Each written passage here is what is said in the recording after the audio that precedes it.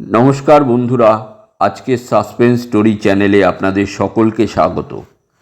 আমাদের গল্পগুলো আপনাদের যদি ভালো লেগে থাকে তাহলে অবশ্যই আমাদের চ্যানেলটিকে সাবস্ক্রাইব করে আমাদের পাশে থাকবেন। আজকের গল্প রাতের ট্রেনে একা, লেখক রবার্ট ক্লচ। ইয়ার্ডের খালি মালগাড়িটা চলতে শুরু করতেই হানিগ্যান এক লাফে তাতে চড়ে বসল। সন্ধ্যার ধোঁয়াটে অন্ধকার জমাট বাঁধতে শুরু করেছে। ঠান্ডাটা যেন আগের চেয়েও বেড়েছে। হানিগ্যানের গায়ে তেলচিটে ময়লা একটা জ্যাকেট, তালি মারা প্যান্টটা চলন্ত গাড়িতে বেয়ে উঠবার সময় অনেকটা ছিঁড়ে গেছে, হাঁটুটাও ছড়ে গেছে অনেকটা। কিন্তু ওর সেদিকে কোনো খেয়াল নেই। মেঝেটা ধুলোয় ভর্তি, অন্ধকার, ওপরে কুয়াশায় ঢাকা খোলা আকাশ।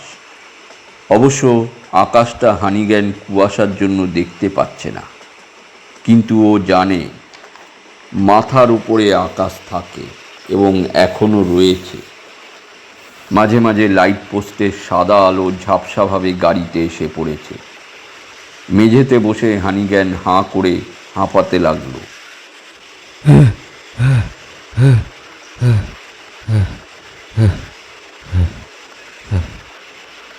জ্যাকেটের ভাঁজে ভাঁজে অনুভব করল স্যাঁতস্যাঁতে ঘামের স্রোত, সারা শরীরে শ্রান্তির অবসাদ। এ সবেরই কারণ কিন্তু স্নকি পিট। ট্রেন আরও জোরে ছুটে চলেছে। লাইট পোস্টের ঝাপসা আলোগুলো যেন পরস্পর হাত মিলিয়ে তৈরি করেছে এক বিরাট শেকল। সব কিছু মিলিয়ে হানিগ্যান ভীষণ নিঃসঙ্গ বোধ করল। ও কি তাহলে ভয় পেয়েছে? হানিগ্যান সাহস ফিরে পাওয়ার চেষ্টায় কাঁধ ঝাঁকালো। যত সব, শহর ছাড়ার আগে সামান্য একটু হুইস্কি খাওয়াতে ক্ষতিটা কি হয়েছে? কিন্তু ওর দেহটা হঠাৎ কুঁকড়ে গেল। এই শীতে, না অন্য কিছুতে। শিরশির করে উঠল দেহের সমস্ত স্নায়ু। ও কেঁপে উঠল থরথর করে। সত্যকে আর অস্বীকার করার চেষ্টা করল না হানিগ্যান। শহর ছাড়ার আগে জেরির বারে গিয়ে ও প্রাণ ভরে মদ গিলেছে। আনন্দে? ভয়ে। হ্যাঁ, ভয়ে। তাই হানিগ্যান এখন পালাচ্ছে প্রাণ ভয়ে। যে শহরে হানিগ্যান ছিল তার নাম নাইফভিল। শহরের আসল নামটি কি তা ওর মনে নেই। নাইফভিল হিসাবেই নামটা মনে রাখা হানিগ্যানের পক্ষে সহজ, কারণ স্নকি পিটের আরেক নাম নাইফ, ছুরি, মৃত্যু। অতএব যে শহরে পিট রয়েছে তার নাম নাইফভিল ছাড়া আর কি হতে পারে? এ পৃথিবীতে স্নকি পিট দি নাইফের মতো নৃশংস খুনি খুব বেশি নেই। বাইরের আলোর দিক থেকে চোখ সরিয়ে হানিগ্যান ভেতরে নিয়ে এলো ওর দৃষ্টিকে। চোখ পিটপিট করে দেখতে লাগলো ঘষা অন্ধকারে ঢাকা কালি কামরাটাকে। এ কি? ওর সমস্ত অনুভূতি জমে পাথর হয়ে গেল। হৃৎপিণ্ডটা দাপাদাপি শুরু করে দিল বুকের ভেতরে। কামরাটা খালি নয়। হানিগ্যানের মুখোমুখি ধাতব দেওয়ালের গায়ে হাত পা ছড়িয়ে বসে আছে আরেকটা লোক। ভাবলেশহীন মুখে চেয়ে আছে হানিগ্যানের দিকে। চোখের মণি দুটো যেন কাচের মার্বেল, একেবারে স্থিরভাবে চেয়ে আছে। হানিগ্যান বুঝল লোকটা প্রথম থেকেই ওখানে বসেছিল, ওকে দেখছিল। এখন হানিগ্যান ওকে দেখতে লাগল। বাইরের বিবর্ণ আবছা আলোয় ও যা দেখল তাতে লোকটা প্রৌঢ়, টাক মাথা, গায়ে ময়লা ছেঁড়া পোশাক, দেহের কাঠামো দৃঢ়, চোখ দুটো রুই মাছের মতো। কামরার চারপাশে আরেকবার চোখ বোলালো হানিগ্যান। তাল তাল অন্ধকার যেন অন্ধকারের পটভূমিতে নড়ে চড়ে বেড়াচ্ছে। ও ভয়ে সহযাত্রীর দিকে চোখ ফেরালো।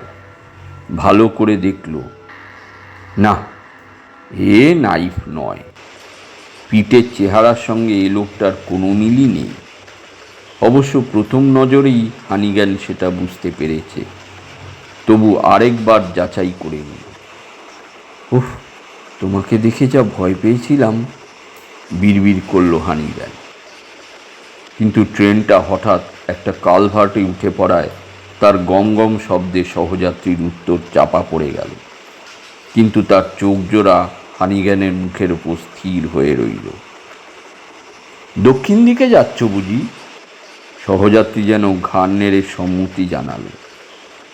আমিও ওই দিকেই যাচ্ছি। জামার হাতা দিয়ে মুখের ঘাম মুছল হানিগ্যান। ও যেন স্নকি পিটের অস্তিত্ব এখানেও অনুভব করছে। পিটের উপস্থিতি হানিগ্যানের সাহসের পলকা প্রাচীর যেন ভেঙে চুরমার করে গুড়িয়ে দেবে। ওখানে গিয়ে কি করব এখনো কিছু ঠিক করিনি। শহর ছেড়ে বেরিয়ে তো পড়লাম, তারপর কি হয় না হয় দেখা যাবে। শহর ছেড়ে কথাটা হানিগ্যানকে আশ্বাস দিল। কথাটা বলতে পেরে ওর খুব ভালো লাগলো। ট্রেনটা শহরের সীমানা ছাড়িয়ে এবার পড়েছে গ্রামের আওতায়। অন্ধকার, অন্ধকার আর অন্ধকার। হানিগ্যানের কাছে নিজের উপস্থিতিও হয়ে উঠল স্পর্শ সাপেক্ষ।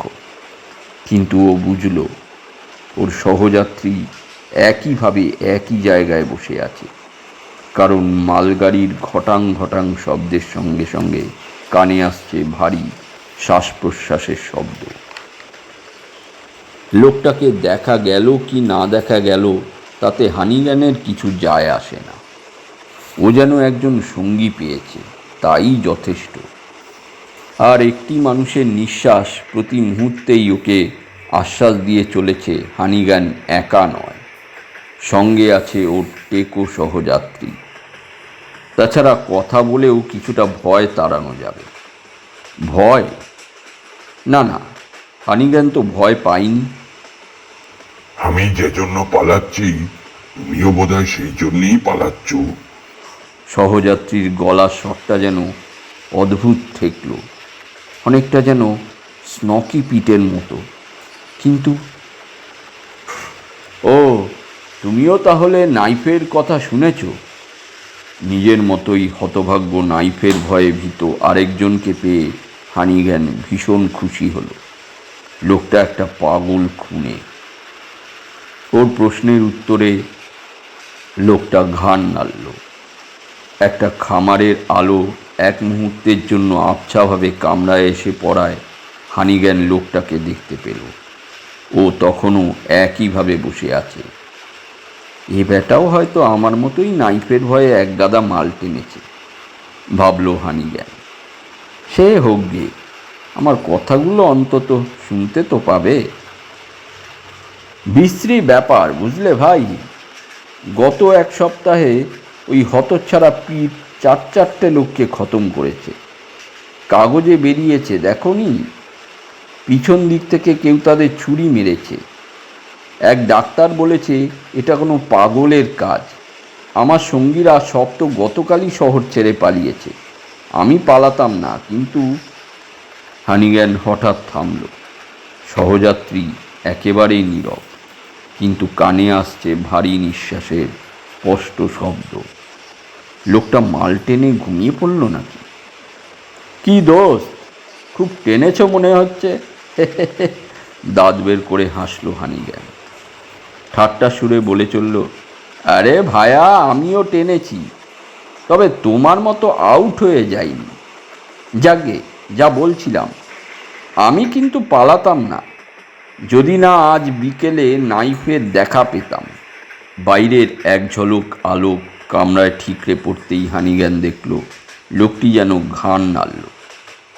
বেটা অবিশ্বাস করছে নাকি হানিগ্যানের কথা? মাইরি বলছি, জেরির বারটা চেনো তো? ওই যে বড় রাস্তার ধারে।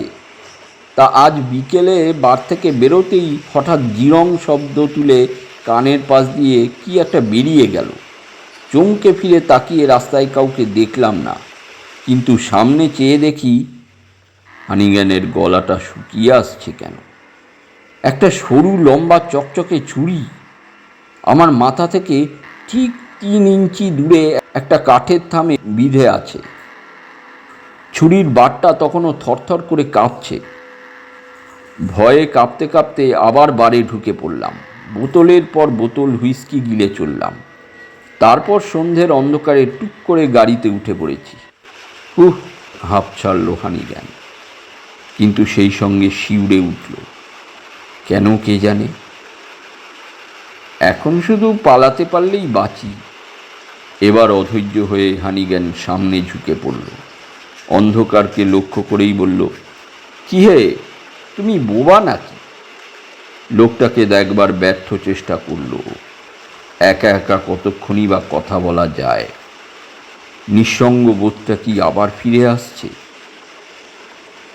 হাতে পায়ে হামাগুড়ি দিয়ে হানিগ্যান সহযাত্রীর কাছে এগোতে চাইল।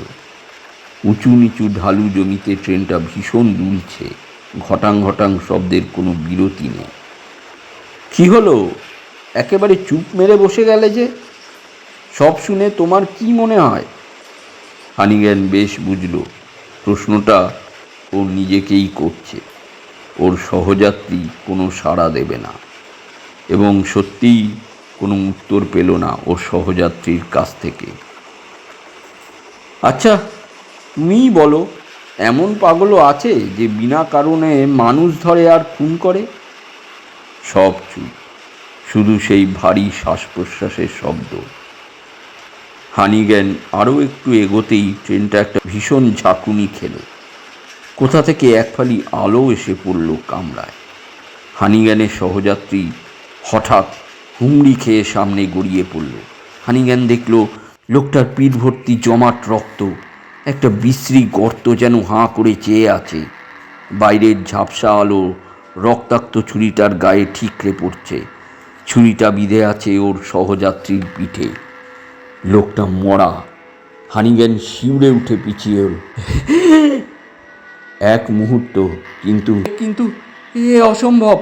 আমি পরিষ্কার শুনেছি ওর নিঃশ্বাসের শব্দ। ও প্রায় চিৎকার করে উঠল।